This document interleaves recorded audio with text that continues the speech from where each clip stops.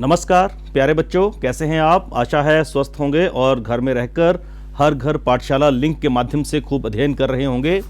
प्यारे बच्चों, हम पढ़ने वाले हैं आपकी पाठ्यपुस्तक सामाजिक अध्ययन में हमारे अतीत का अंतिम पाठ, जिसकी 2 वीडियोस हम पहले देख चुके हैं। बच्चों, इससे पहले की वीडियोस में हमने ये जाना कि जब भारत आज़ाद हुआ तो भारत के सामने कौन कौन सी चुनौतियाँ थीं और भारत का संविधान किस तरह से बना, भारतीय संविधान की क्या क्या विशेषताएं हैं, इसको हमने विस्तार से पिछली 2 वीडियोस में जाना। तो बच्चों, आज हम आगे पढ़ेंगे और आज हमारा विषय रहेगा कि राज्यों का गठन कैसे किया जाए। यह भी एक बहुत बड़ी चुनौती उस वक्त नेताओं के सामने थी, भारतीय संविधान के सामने थी। तो बच्चों, अब बड़ा ही इंटरेस्टिंग टॉपिक है, बड़े ध्यान से सुनिएगा और पढ़िएगा। अपने पाठ्यपुस्तक में भी इस पाठ का अध्ययन पुनः करिएगा, ताकि जो बात मैं इस वीडियो के माध्यम से आपसे कहूं वो और आपके जहन में पक्की हो जाए। तो प्यारे बच्चों, 1920 जब हमारा देश आज़ाद नहीं था, तो उस वक्त मुख्य जो पार्टी थी जो स्वतंत्रता संघर्ष की अगुवाई कर रही थी, वो थी भारतीय राष्ट्रीय कांग्रेस। और इन्होंने यह आश्वासन दिया था कि जैसे ही देश आज़ाद हो जाएगा, प्रत्येक बड़े भाषाई समूह का अपना अलग प्रांत होगा। मतलब अलग अलग भाषा के समूह जो देश में थे। देश में आपको पता है भारत एक विविधताओं से भरा हुआ देश है और यहाँ पर अनेक भाषाएं बोली जाती हैं और इन भाषाओं के अलग अलग समूह हैं। तो इन्होंने उस वक्त आश्वासन दे दिया कि हम अलग अलग भाषाई समूहों को अलग अलग प्रांत दे देंगे। पर ये चीज़ आज़ादी के बाद पॉसिबल नहीं हो पाई, ये संभव नहीं हो पाया। इसके पीछे कारण ये भी था क्योंकि जब देश आज़ाद हुआ तो भारत धर्म के आधार पर बंट चुका था। आपको पता होगा, मैंने एक पहले भी वीडियो में कहा था कि जब भारत आज़ाद हुआ था तो भारत और पाकिस्तान 2 अलग अलग देश बन चुके थे और ये बंटवारा धर्म के आधार पर हुआ था। कुछ लोगों की महत्वाकांक्षा समझ लें या स्वार्थ समझ लें, उस वजह से भारत धर्म के आधार पर बंट चुका था। और इस दौरान हुआ क्या था कि जब एक धर्म के लोग एक देश से दूसरे देश में गए तो बड़ा ज़्यादा उसमें हिंदू और मुसलमानों के बीच में बड़ा ज़्यादा हिंसात्मक कुछ घटनाएं ऐसी हुई, कुछ ऐसे दंगे हुए जिससे 10 लाख से ज़्यादा लोग मारे जा चुके थे। तो अब जब देश को भाषाई आधार पर दोबारा बांटने की बात उस वक्त के बड़े नेता महात्मा गांधी जी और अन्य जो नेता थे उनके मन में आई, तो उन्हें अपना ये रक्त रंजित इतिहास याद आया कि जब धर्म के आधार पर देश बंटा था तो लाखों जानें चली गई थी। इसलिए वो भाषाई आधार पर देश को बांटने से बच रहे थे, मतलब राज्यों का गठन करने से बच रहे थे। परंतु अब परिस्थितियां किस तरह से बदली आप देखें। उस वक्त जो प्रधानमंत्री थे पंडित जवाहरलाल नेहरू जी और उप प्रधानमंत्री वल्लभ भाई पटेल जी हमने पहले भी पढ़ा, जिनको पूरे देश को संगठित करने का दायित्व मिला था और उन्होंने अपनी भूमिका को बहुत अच्छे से निभाया। पूरा देश जो 500 से अधिक रियासतों में बटा हुआ था, उस सबको संगठित करने का श्रेय वल्लभ भाई पटेल जी को जाता है। वो उस वक्त उप प्रधानमंत्री थे। उन्होंने कहा कि भाषा के आधार पर राज्यों के गठन की नीति नहीं होनी चाहिए। उन्होंने इसका विरोध किया और यहाँ तक कह दिया था कि उपद्रवकारी प्रवृत्तियां सिर उठा रही हैं, मतलब देश को इम्बैलेंस करने वाली, असंतुलित करने वाली कुछ शक्तियां हैं जो सर उठा रही हैं।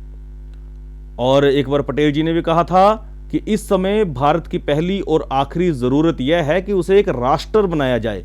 राष्ट्रवाद को बढ़ावा देने वाली हर चीज आगे बढ़नी चाहिए और उसके रास्ते में रुकावट डालने वाली हर चीज को खारिज कर देना चाहिए। हमने यही कसौटी भाषाई प्रांतों के सवाल पर भी अपनाई है। मतलब अगर भाषा के आधार पर देश का बंटवारा पुनः होता है तो इससे राष्ट्रवाद की भावना को ठेस पहुंचती है, ऐसा उनका मानना था।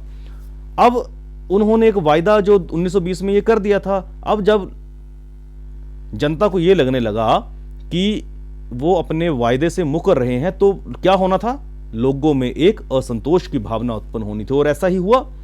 कन्नड़ भाषी, मलयालम भाषी, मराठी भाषी, ये सभी अपने अपने राज्य का इंतजार कर रहे थे, परंतु उनको वो राज्य तो नहीं मिले। सबसे गहरा असंतोष मद्रास प्रेसिडेंसी के तेलुगु भाषी जिलों में दिखाई दिया।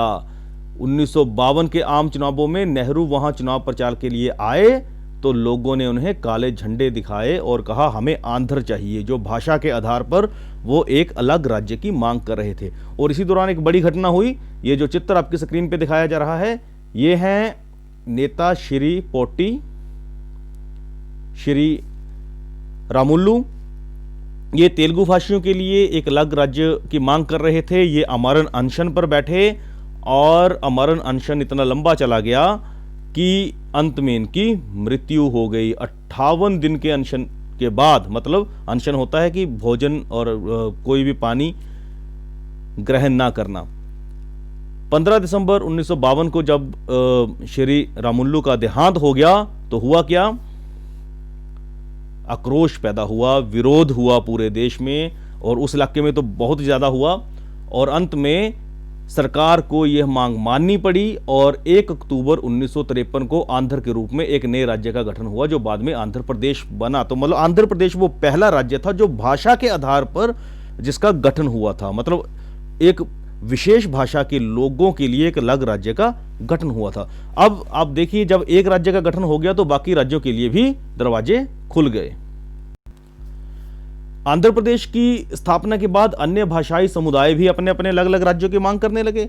और फिर हुआ क्या? सरकार ने एक राज्य पुनर्गठन आयोग का गठन किया, जिसने 1956 में अपनी रिपोर्ट सरकार को सौंप दी।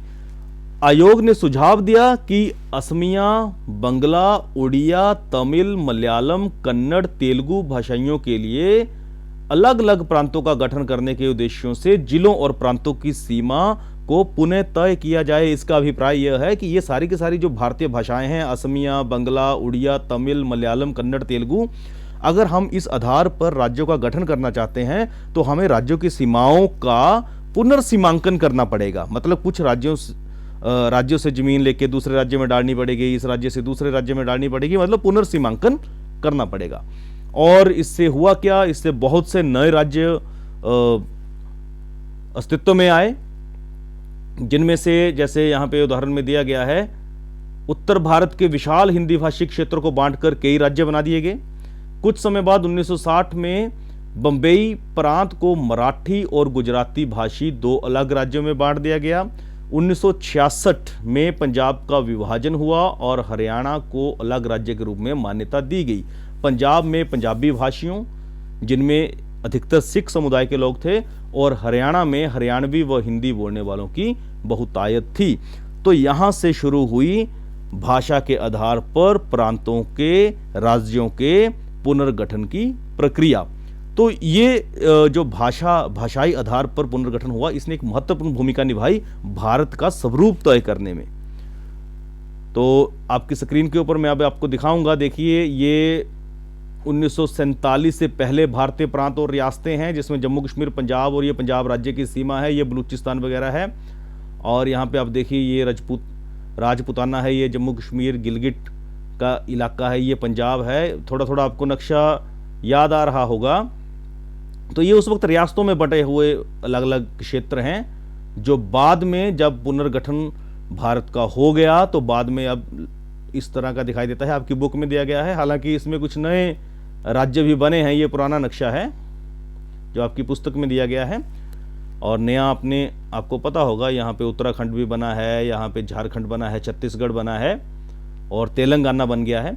तो ये सब रूप बाद में आया क्योंकि पुनर्गठन हुआ राज्यों का। प्यारे बच्चों, यहां पर मैं बताना चाहूंगा कि अगर लोगों की भाषाओं का सम्मान ना किया जाए तो क्या हो सकता है। बड़ा ही बढ़िया उदाहरण आपकी पुस्तक में दिया गया है। सन 1956 में जब भारत में भाषा के आधार पर राज्यों का पुनर्गठन किया जा रहा था, उसी समय श्रीलंका, जिसको उस वक्त सिलोन कहा जाता था, श्रीलंका का जो पुराना नाम है सिलोन, वहां पर उन्होंने कानून पारित कर क्या किया, सिंहला भाषा को देश की राजभाषा का दर्जा दे दिया। आपको याद होगा, मैंने पिछली वीडियो में कहा था कि भारत की राजभाषा हिंदी को माना गया, और बाकी जो प्रशासनिक कार्यों के लिए, कोर्ट के कार्यों के लिए, राज्यों के आपसी जो पत्राचार के लिए जो भाषा थी, उसको अंग्रेजी ही चले रहने दिया। इससे क्या हुआ, बाकी लोगों की भाषाओं को भी सम्मान मिला। परंतु श्रीलंका में ऐसा नहीं हुआ। सिंहली भाषा सभी के ऊपर थोप दी गई, जिससे श्रीलंका में बड़ा ज्यादा आक्रोश पैदा हो गया, विरोधाभास उत्पन्न हो गया।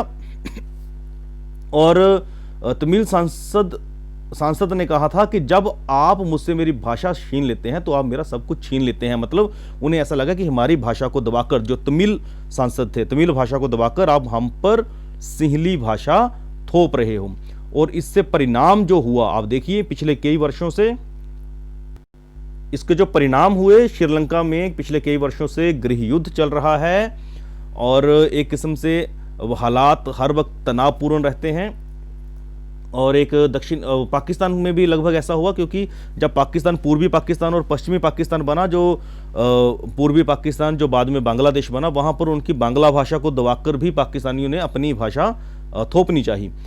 अब इसके विपरीत हम भारत में देखें, भारत में क्योंकि सभी की भाषाओं को सम्मान मिला, उनकी बात को माना गया और किसी भी भाषा को एक दूसरे पे थोपा नहीं गया, तो आज आज़ादी के 70 वर्ष बाद भी हम एक विकास की ओर बढ़ता हुआ देश हैं और कोई ऐसी गृह युद्ध वाली ऐसी कोई भी स्थिति भारत में नहीं है। तो हम ये कह सकते हैं कि भारत एक सफल राष्ट्र बनता हुआ उभर रहा है। तो बच्चों, आज इतना ही पढ़ेंगे, अगली वीडियो में इस पाठ को समाप्त करेंगे। तब तक के लिए कार्यपत्र को हल करिएगा। धन्यवाद। जय हिंद, जय हिमाचल।